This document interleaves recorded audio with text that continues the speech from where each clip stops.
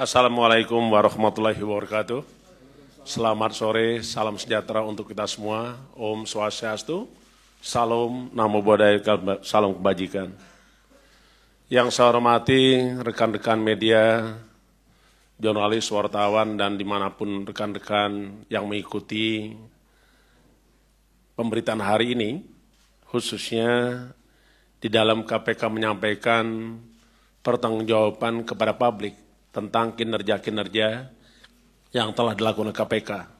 Pada sore hari ini kami ingin menyampaikan perkembangan penanganan perkara dugaan tindak pidana korupsi berupa penerimaan gratifikasi dan atau yang mewakilinya yang dilakukan oleh penyelenggara negara dalam rangka atau terkait dengan pemeriksaan perpajakan pada Direktorat Jenderal Pajak Kementerian Keuangan Republik Indonesia.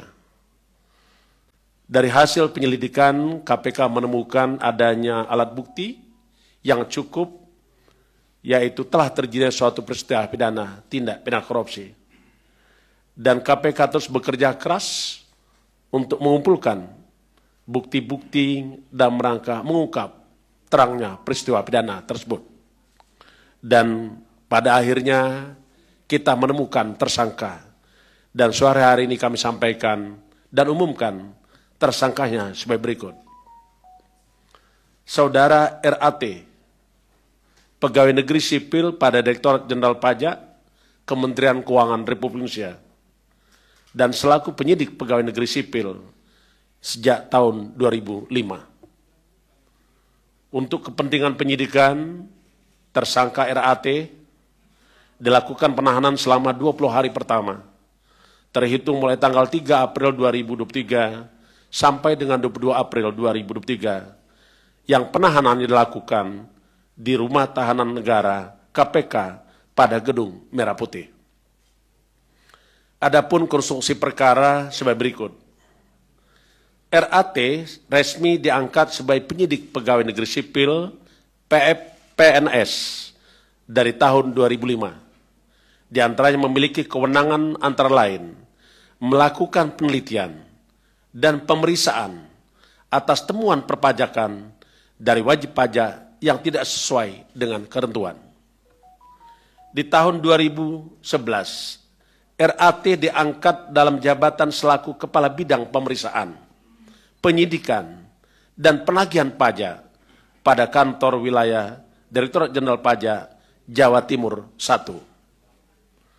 Dengan jabatannya tersebut, diduga RAT menerima gratifikasi dari beberapa wajib pajak atas pengkondisian berbagai temuan pemeriksaan di bidang perpajakannya.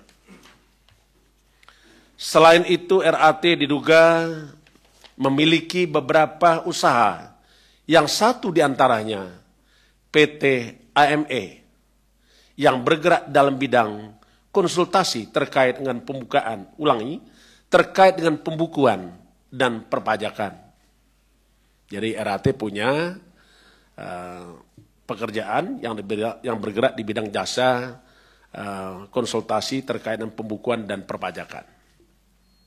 Adapun pihak yang menggunakan jasa PT AME adalah para wajib pajak yang diduga memiliki permasalahan pajak, khususnya terkait kewajiban pelaporan pembukuan perpajakan negara melalui Direktorat Jenderal Pajak. Setiap kali wajib pajak mengalami kendala dan permasalahan dalam proses penyelesaian perpajakannya, RAT diduga aktif merekomendasikan untuk konsultasi dan koordinasi dengan PT AME. Sebagai bukti permulaan awal, tim penyidik menemukan adanya aliran dana atau uang gratifikasi yang diterima saudara tersangka RAT sejumlah sekitar 90.000 US dollar.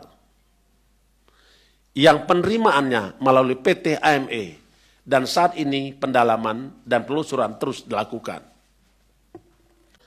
Di samping itu turut diamankan juga sejumlah uang sebesar 32,2 miliar yang disimpan oleh RAT dalam safety deposit box di salah satu bank dalam bentuk pecahan mata uang berupa dolar Amerika Serikat, mata uang dolar Singapura, dan mata uang euro.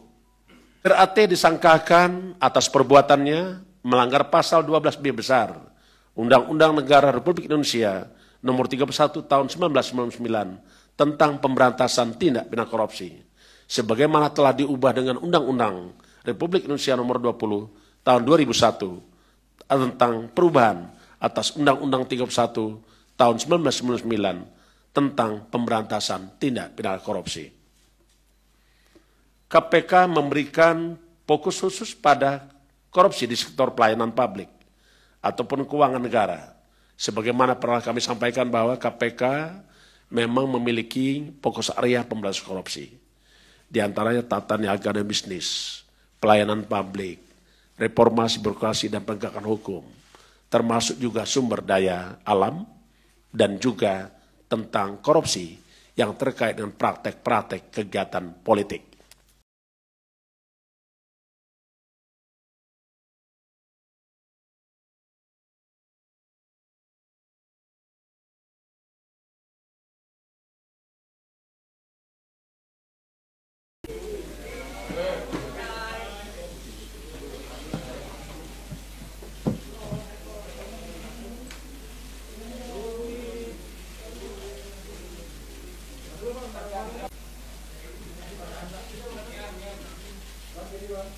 Yang pertama tentu penanganan perkara RAT ini belum selesai sampai di sini. Kita masih perlu bekerja keras untuk melakukan pemeriksaan terhadap setiap pihak, apakah itu korporasi, apakah itu orang-orang per orang yang ada hubungannya dengan saudara RAT. Tentu nanti kita akan lakukan pemeriksaan, pemanggilan terhadap para pihak tersebut.